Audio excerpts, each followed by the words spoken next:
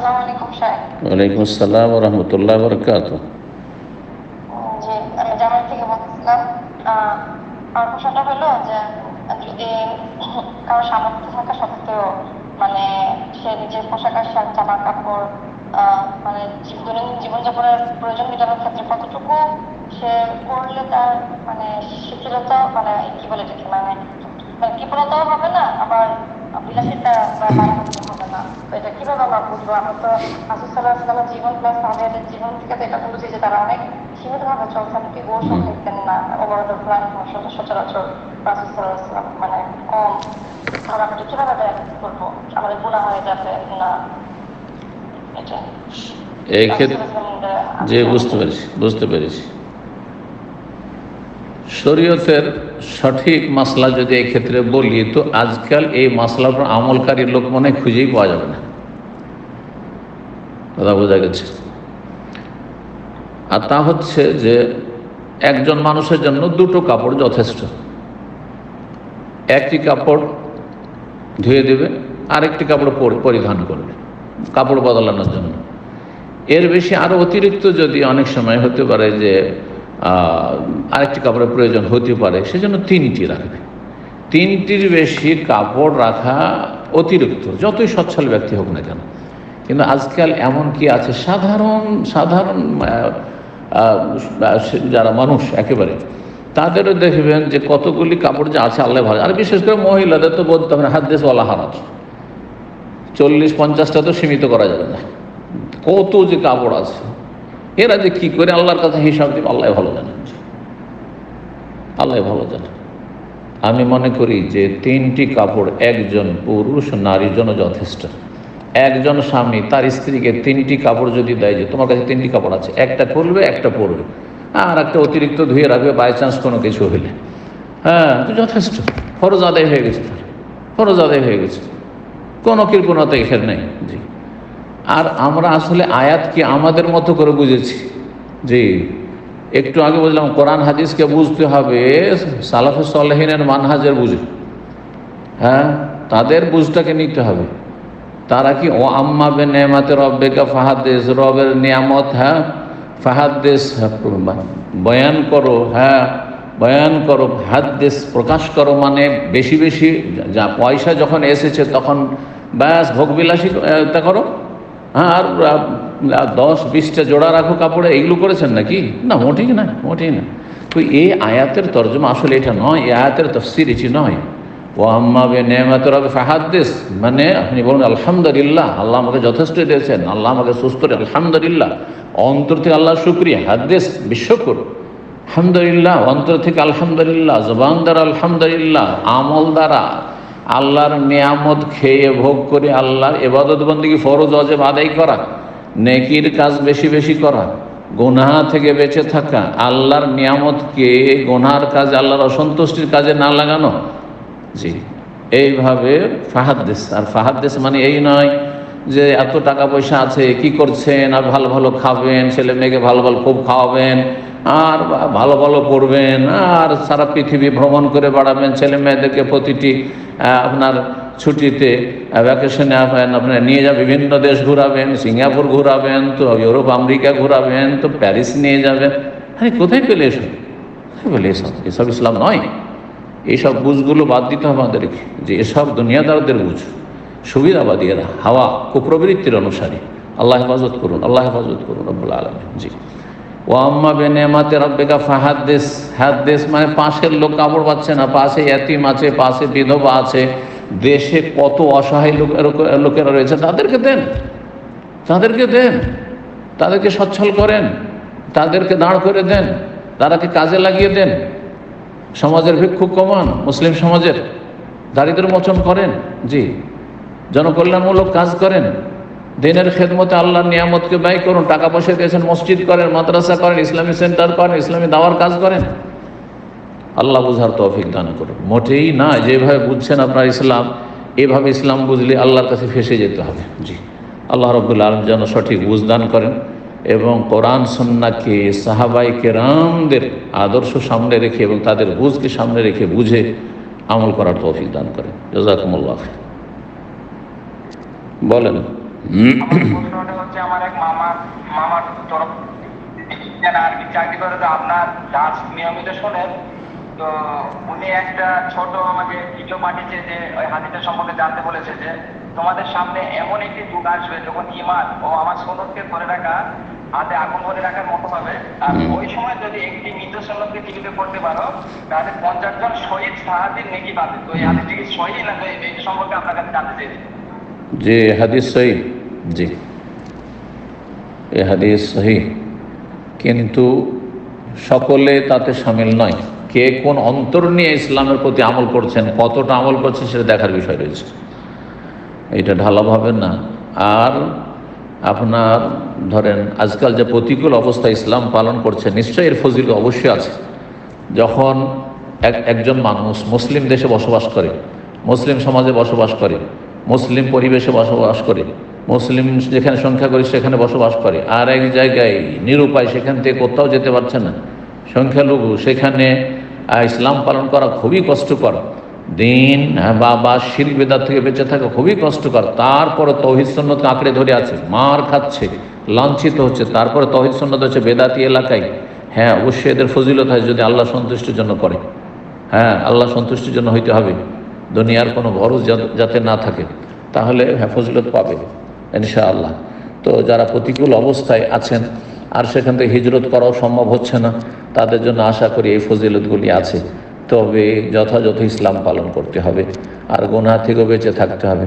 এইদিকে বিভিন্ন রকমের গুনাহে জড়িয়ে আছেন, আর শুধু ইসলাম পালন করতে খুব কষ্ট হচ্ছে প্রতিকূল অবস্থায়।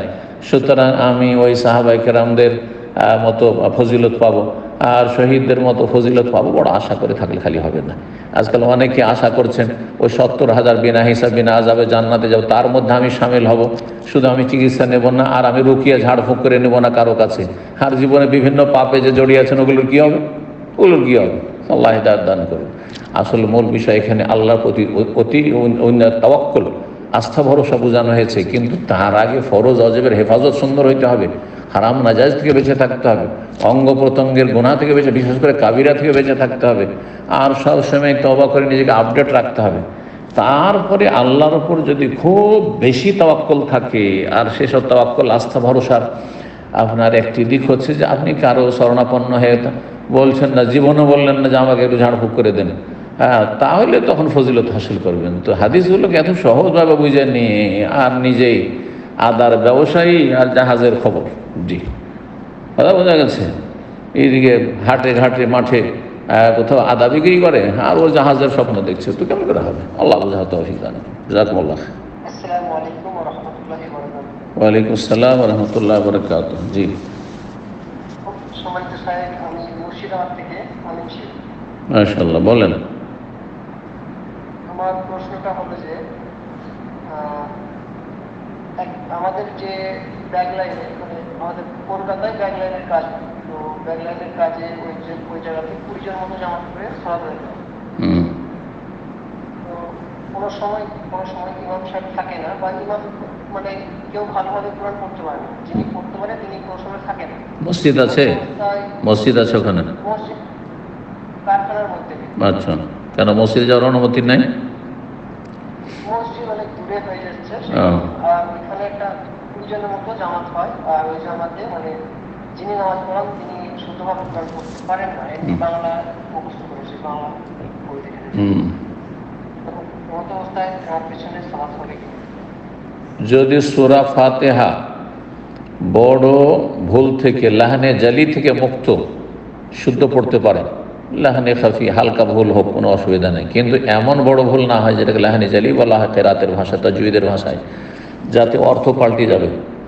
জের জাবার পেশ হরকতে ভুল করে দিল, অথবা মাখরাজে ভুল করে দিল, যাতে এক অর্থ থেকে আর এক অর্থ হয়ে যাবে, এইরকম যদি না হয় তাহলে সালাত হয়ে যাবে।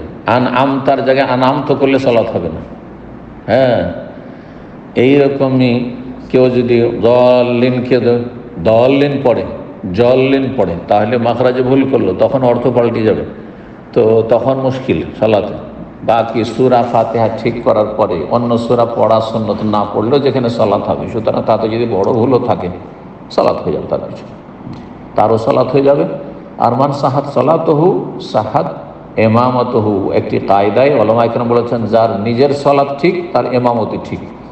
যদি তার নামাজ আল্লাহর কাছে কবুল হয় তো তার এমামতিও কবুল গ্রহণযোগ্য। জি, ফাসেকের নামাজ যেহেতু আল্লাহর কাছে কবুল গ্রহণযোগ্য, সুতরাং ফাসেক যদি এমামতি করে মাকরু আপত্তিকর হলেও জায়েজ, আপনার নামাজ হয়ে যাবে। জি, টাকা নিচে কারো কাপড় থাকে তো তার নামাজ হবে না? নামাজ হবে, সুতরাং তার নামাজ হবে, সুতরাং তার এমামতিতে সালাত পড়াও জায়েজ। ওই রকমই বিষয়টি এখানেও, যদি বড় ধরনের ভুল না থাকে তো সালাত হয়ে যাবে। যদিও উচিত যেই ব্যক্তি ইমামতি করবেন অথবা একজন মুসলিম যথাসাধ্য কোরআনে কারীম শুদ্ধ পড়ার চেষ্টা করবেন। শিখার কোনো নির্ধারিত বয়স নেই যে আর শিখার বয়স নেই, শেষ হয়ে গেছে, না এমনটা নয়। বয়স বেশি হলেও শিখার চেষ্টা করুন। তাজবিদ খুব সহজ, মাখারাজগুলি উচ্চারণগুলি যাতে করে ঠিক হয়, আরবি উচ্চারণ, জিম, জা আর জাল, দদ আর জ, এগুলোতে যেন পার্থক্যগুলো ঠিক থাকে। এইরকমই হা আর হায় পার্থক্য ইত্যাদি যে পার্থক্যগুলি রয়েছে মাখরাজের, সেগুলি যেন ঠিক থাকে। যদি অর্থে কোনো রকমের পরিবর্তন না ঘটে তাহলে সালাত হয়ে যাবে ইনশাআল্লাহ। বিশেষ করে সূরা ফাতিহার কথা বললাম।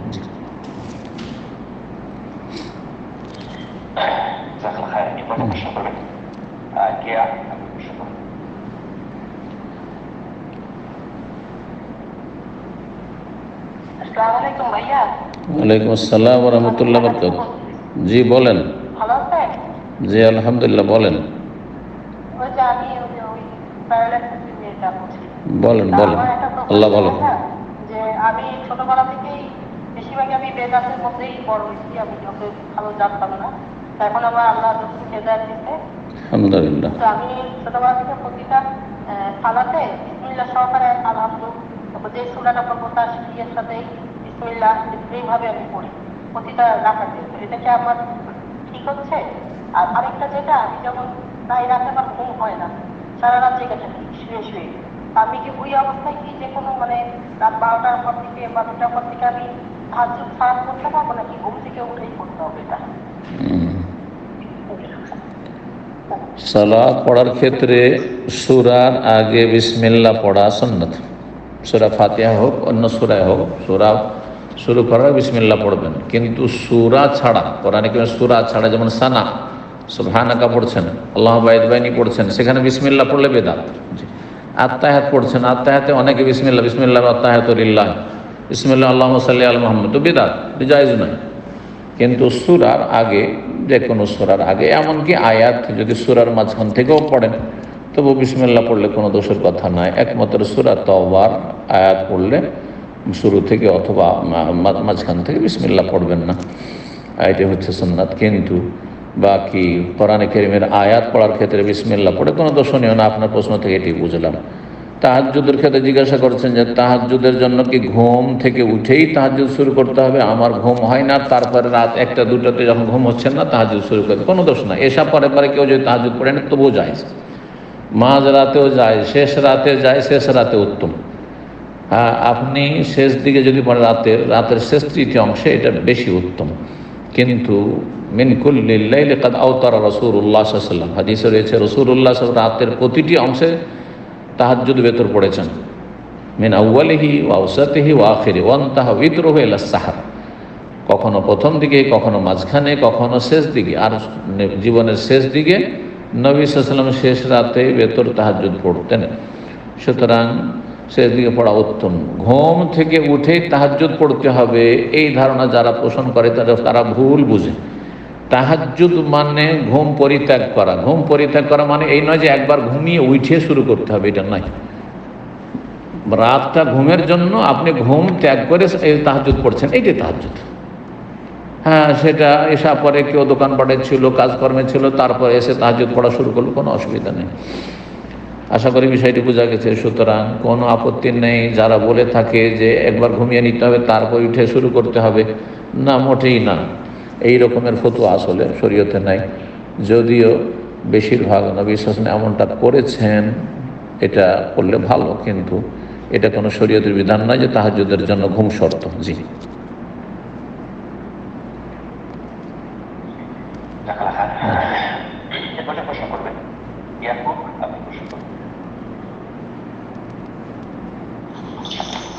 আসসালামু আলাইকুম ওয়া রাহমাতুল্লাহ।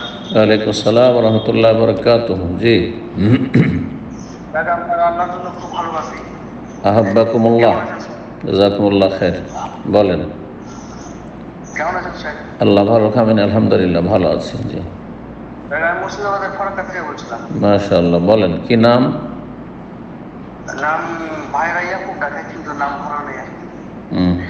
চলেন, ভালো নাম আমার লেখেন। একটা আবু দাউদের 4848 নম্বর হাদিসটা, ওই যে যেটা বলা আছে যে রাসূল সাল্লাল্লাহু আলাইহি ওয়াসাল্লাম ইবনে সারিদ ইবনে সুয়াইদ রাদিয়াল্লাহু তাআলা সূত্রে বর্ণিত, তিনি বলেন যে রাসূল সাল্লাল্লাহু আলাইহি ওয়াসাল্লাম আমার বাম দিয়ে যাচ্ছিলেন, তখন আমি আমার বাম হাত পিঠে নিয়ে তার মাথার উপর বসেছিলাম। তখন তিনি সাল্লাল্লাহু আলাইহি ওয়াসাল্লাম বললেন, তুমি কি তাদের মতো বসছো যারা অভিশপ্ত? এই হাদিসটা একটু ব্যাখ্যা জানতে চাচ্ছি। জি জি জি, হাদিস সহি। এটি বাম হাতে ভর দিয়ে বসা, এই যে বাম হাতে হেলাম দিয়ে বসে আছেন আর বাম হাতে ভর দিয়ে খাওয়া দাওয়া হোক, আমাদের দেশে খাওয়ার সময় শুধু নিষেধ করেন না, এমনিও বাম হাতে ভর দিয়ে বসা নিষেধ রয়েছে। এটি মাকরু তাহরিমি না তানজিহ, ইখতিলাফ ওলামাদের ব্যাখ্যা করতে গিয়ে আছে, কিন্তু নিষিদ্ধ এটা আপন জায়গায় ঠিক। সুতরাং জেনে শুনে বাম হাতে ভর দিয়ে বসবেন না, বাম হাতে ভর দিয়ে বসবেন না। দুই হাতে ভর দিয়ে প্রয়োজন যদি হয় তো বসতে পারেন, আর ডান হাতেও নিষেধাজ্ঞা নেই, কিন্তু বাম হাতের ক্ষেত্রে নিষেধ আছে। হিকমত আল্লাহ ভালো জানেন, রহস্য আল্লাহ ভালো জানেন যে কেন বাম হাতে ভর দিয়ে বসতে নিষেধ করা হয়েছে। অভিশপ্ত যারা আল্লাহর গজব প্রাপ্ত, জিলসাতুল মাগজুব আলিহিম বলা হয়েছে, জাহান্নামীদের বসা অথবা অহংকারীদের বসা। এটি অহংকারীরা যখন বসে হেলান দিয়ে বসে, তো তাদের থেকে তাদের বিরোধিতা করতে বলা হয়েছে, এইভাবে বসবেন না। জি, ওয়ালাইকুম আসসালাম ওয়া রাহমাতুল্লাহি ওয়া বারাকাতুহু। জি, মাশাআল্লাহ। বলেন, ভালো আছেন? আল্লাহ ভালো রাখেন। আমার প্রশ্ন হচ্ছে, আমরা সালাতের সহিষ্ণুতার ব্যাপারে জানি যে সালামের আগে অথবা পরে দুইটা দিতে হয়। আমি একবার আমাকে মুসলিম শরীফের একটা হাদিস দিয়েছে, যেটা আসরের সালাতে 3 রাকাত পরে সলিকা দিয়েছে। সাহাবী রাসূল বলা করে ফিরে এসে আরো সাহাবীকে জিজ্ঞেস করার পরে আরো 1 রাকাত পুরো করে সালাম ফিরাই সুসজ্জা দিতে আবার দুইটা সালাম ফিরাইছে, এই বিষয়টা একটু। হ্যাঁ, বাদাসালাম মানে কি? সালাম ফেরার পরে সহসিজদা সালামের আগে, 2 সালামের আগে আছে, 2 সালামের পরে।